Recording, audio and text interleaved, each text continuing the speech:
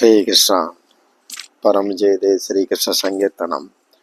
ஜெய் சில்ல குருதேவ். ஸ்ரீமத் பாகவதம் தசமஸ்கந்தம். தேவரிஷி நாரதர் அடிக்கடி துவாரகாவுக்கு வந்து போனபடி இருப்பார். உக்ரசேன மன்னர் ஒரு முறை நாரதர்கிட்ட, நான் எதுவும் கடமைகளில் விடுபட்டு இருக்கிறேனா, ஏதாவது செய்ய வேண்டி இருக்கிறதா அப்படின்னு கேட்க, இப்போ நாரதர், நீங்கள் இப்போ ஒரு பெரிய மன்னர், அஸ்வமேத யாகம் செய்தால் நல்லது. உங்களுக்கு கிருஷ்ண பலராமனுடைய அரவணைப்பு இருக்கு. அதனால முயற்சி இல்லாமலேயே திக் விஜயத்துல நீங்க வெற்றி அடைவீங்க. இதனால யாக புருஷன் திருப்தி அடைவார் அப்படின்னு நாரதர் சொன்னார். அதன்படி உக்ரசேனர் அஸ்வமேத யாகத்துக்கு தயாராகி அதையும் நல்லபடியா நிகழ்த்துறார். அடுத்து பாண்டவர்கள் சூதாட்டத்துல தோத்து போயிடுறாங்க. சகுனியுடைய உதவியோட துரியோதன இந்த சூத சாக்கு காட்டி தர்மரையும் கூட இருக்கிற தம்பிமார்களையும் அவங்க கிட்ட இருக்கிற நாடு செல்வம் எல்லாத்துல இருந்தும் வஞ்சித்து ஏமாத்தி பிடுங்கிட்டு அவங்கள 12 வருஷம் வனவாசத்துக்கு அனுப்பிட்டான். அது போக ஓராண்டு காலம் மறைஞ்சு வாழணும். அஜ்ஞான வாசம்னு பேர். அஜ்ஞாத வாசம்னா யாரு கண்ணிலையும் தெரியக்கூடாது. இப்போ யாராவது கண்டுபிடிச்சிட்டாங்கன்னா திரும்ப 12 வருஷம் போக வேண்டி வரும். இந்த ஒப்பந்தத்தில் பாண்டவர்கள் காட்டுக்குள்ளே போயிட்டாங்க. துவாரகாவில் இருந்த அனைவரும் குந்தி தேவி இந்த பாண்டவர்கள் எல்லாருமே துவாரகாக்கே வரலாமேன்னு அபிப்பிராயப்பட்டாங்க. ஆனால் குந்தி அதை விரும்பலை. திரௌபதி கணவர்களோட காட்டுக்கு போயிட்டா. கிருஷ்ணர் என்ன பண்ணார்னா தங்கச்சி சுபத்ராவை மட்டும் துவாரகைக்கு கூட்டிட்டு வந்துட்டார். அவரோட அவளுடைய 3 வயது குழந்தை, அதாவது சுபத்ரா கூட அவளுக்கு 3 வயசு குழந்தை இருந்தது, அபிமன்யு, அதையும் தூக்கிட்டு வந்தா. சுபத்ரா அவங்கெல்லாம் கணவன் வனவாசம் போனதுனால அலங்காரங்களை விட்டுட்டா. எண்ணெய் தேய்க்கிறதில்ல, வாசனை பூச்சி பூசுறதில்ல, பூக்கள் சூடுறதில்ல. சுமங்கலிக்கான அடையாளம் மட்டும் அவகிட்ட உண்டு. எளிமையா வளையல், கழுத்துல ஒரு அணிகலன், சாதாரண ஆடை மட்டும் அணிவா. துவாரகையில இருந்த கிருஷ்ணருடைய ராணிகள் மற்றும் பலமனுடைய மனைவி இவங்கெல்லாம் சுபத்ராட்ட, இப்போ எத்தனை விரதம் இருக்கணுமா, இவ்வளவு உடம்ப வருத்தணுமான்னு கேட்பாங்க. கணவனுக்காக இப்படி உடலை வருத்தாதேன்னு சொல்லி பார்த்தாங்க. அவ கேட்கல. உணவு ரொம்ப கட்டுப்பாடா வச்சிருந்தா.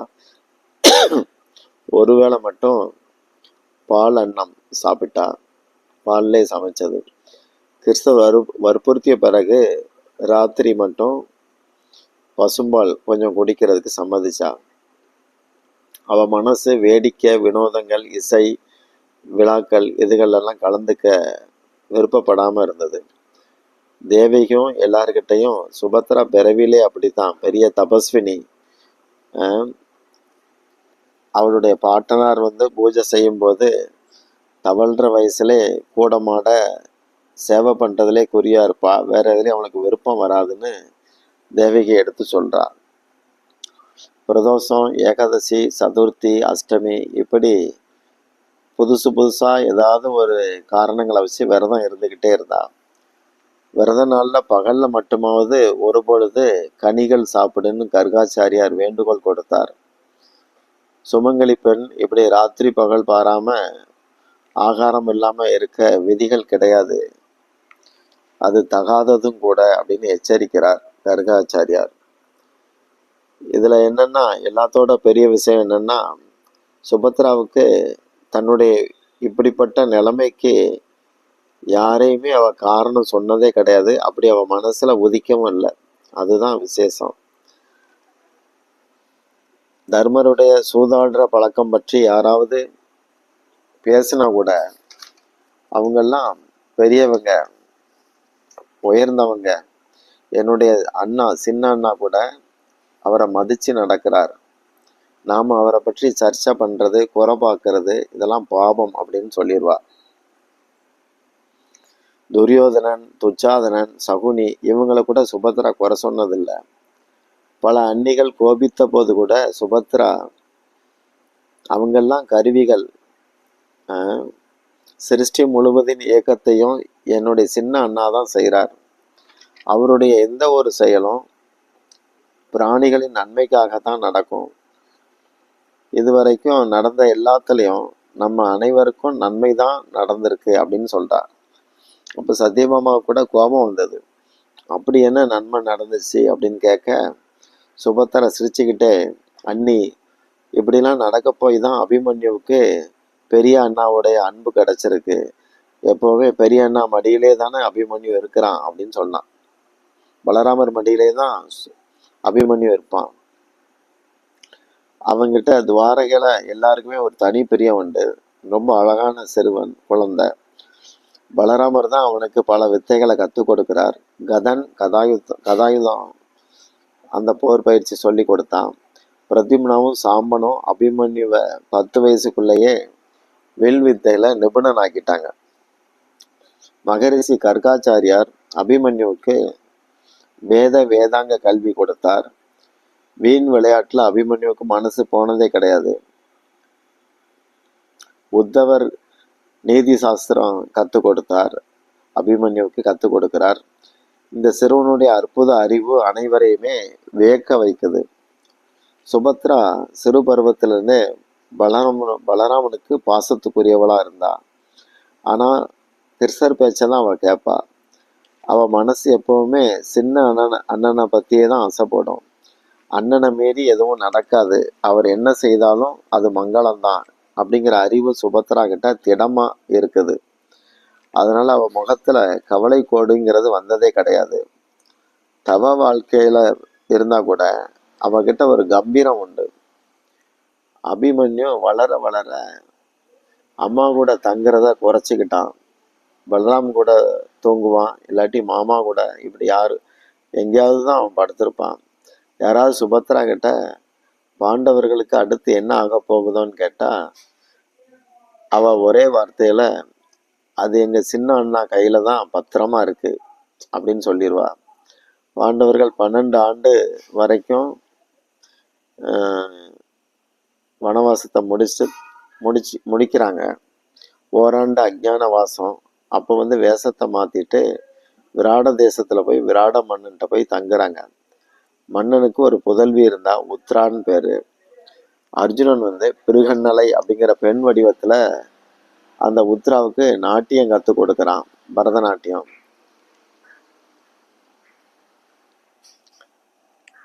அப்புறம் ஒரு நாள் விராட மன்னன் பிருகன்னலை அப்படிங்கிறது அர்ஜுனன் தான் தெரிஞ்சுக்கிட்டு தன்னுடைய பொண்ணை உத்ராவை மனம் முடிக்க வேண்டான்.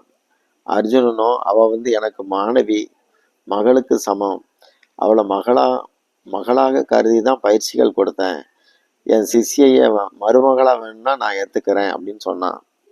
இதனால அர்ஜுனனுக்கு மகன் இருக்கிறான் அபிமன்யு, அவனுக்கும் விராட மன்னன் மகள் உத்ராவுக்கும் திருமணம் பண்ண முடிவு பெரியவங்க பேசிக்கிட்டாங்க. சுபத்ராவை கிருஷ்ண பலராம் அபிமன்யோடைய அனுப்ப வேண்டிய ஒரு நிலைமை ஏற்படுது. கௌரவர்கள்ட்ட போர் தவிர்க்க முடியாதுன்னு உறுதியாயிருச்சு. விராடன மாதிரி ஒரு பலசாலி மன்னன் சம்பந்தி ஆனா பாண்டவர்களுக்கு ஒரு லாபம்தான் அப்படின்னு படுது. ஏன்னா இந்த சமயத்துல தர்மருக்கு தம்பிகளோட தங்கி தம்பிகள்லாம், அதாவது இந்த சமயத்துல தர்மருக்கும் சரி அவங்க தம்பிகளும் சரி தங்கிறதுக்கு ஒரு மரியாதையான இடம் தேவை. போருக்கான ஏற்பாடுகளுக்கு உள்ள வசதிகளும் அவசியமா இருந்தது. போருக்கு பிறகு என்ன நடக்கும் அப்படிங்கிறது யாருக்கும் தீர்மானிக்க முடியாத சூழலும் இருக்கு. அதனால திருமணத்தை எளிய முறையில நடத்திடலான்னு முடிவு செய்தாங்க. போருக்கான ஏற்பாடுகள்ல மட்டும் அதிக கவனம் காட்டுறாங்க. சுபத்ரா விராட நகருக்கு போகணும். அங்க துவாரகையில வேற அவளுக்கு யாரையும் தெரியாது, எந்த வீடும் கிடையாது. இனி அர்ஜுனன் தன்னுடைய வீரத்தால ஒரு வாழ்விடத்தை உருவாக்கினா தான் உண்டு. இது ஒரு வித்தியாசமான சூழல். மருமகன் வந்து திருமணம் செய்துக்க போகிறான். தங்கையை வந்து விடை தந்து அனுப்பி வைக்கணும். பரிசு பொருட்கள் நிறைய தரலாம், ஆனால் இப்போ அனுப்ப முடியாது. எளிமையாகத்தான் எதையும் செய்ய முடியும். பலராம் அப்போ கிருஷ்ணர்கிட்ட நீ தங்கச்சி கூட போறியான்னு கேட்டார். கிருஷ்ணர் வந்து நாம் 2 பேரும் போக முடியாது, நானும் சாத்தியகியும் போகிறோம் அப்படின்னு சொல்கிறார். அப்போ உக்ரசேன மன்னர் அபிமன்யு கிட்ட தன்னுடைய சாலையிலிருந்து எத்தனை யானை வேணுமோ குதிரைகள் வேணுமோ எடுத்துக்கலாம் அப்படின்னு சொல்லி உற்சாகப்படுத்தினார். பலராமர் கிருஷ்ணர்கிட்ட திருமண ஏற்பாடுகளை பாண்டவர்கள் எளிமையாக கூடாரத்தில் வச்சு தான் செய்ய முடியும், நீ அதை வந்து தர்மருக்கு ஏற்ற மாதிரி கூடமாட இருந்து கவனி, 2 பக்க ஏற்பாடுகளையும் விராட மன்னன் தலையில போட்டுறாத அப்படின்னு அறிவுறுத்துறார். அப்புறம் சுபத்திரா கிளம்புற போது தனது அண்ணன்மார்கள்ட்ட நீங்கள் 2 பேரும் எனக்கு ஒரு வரம் தரணும்னு வணங்குறார். அப்போ என்ன அப்படின்னு சொல்லி பலராம் பார்க்க, எந்த காரணத்தை கொண்டும் இந்த சுபத்திரையை நீங்கள் மறந்துடக்கூடாது, உங்கள் அருகாமையையே நான் வேண்டுகிறேன், உங்கள் அருகில் இருக்கிறது தான் நான் விரும்புகிறேன் அப்படின்னு சொன்னான். அப்போ பலராம் அவகிட்ட வாக்கு கொடுத்தார், நீ எப்பவும் எங்கள் மத்தியில் தான் இருப்பேன்னு சொல்லி ஓரக்கனால கிருஷ்ணரை பார்த்து தங்கச்சிட்ட உறுதிப்பட சொன்னார். அதனால தான் சுபத்திரா எப்பவுமே ஜெகநாத் பலதேவ் நடுவில் இருக்கிறாங்க. ஹரே கிருஷ்ணா.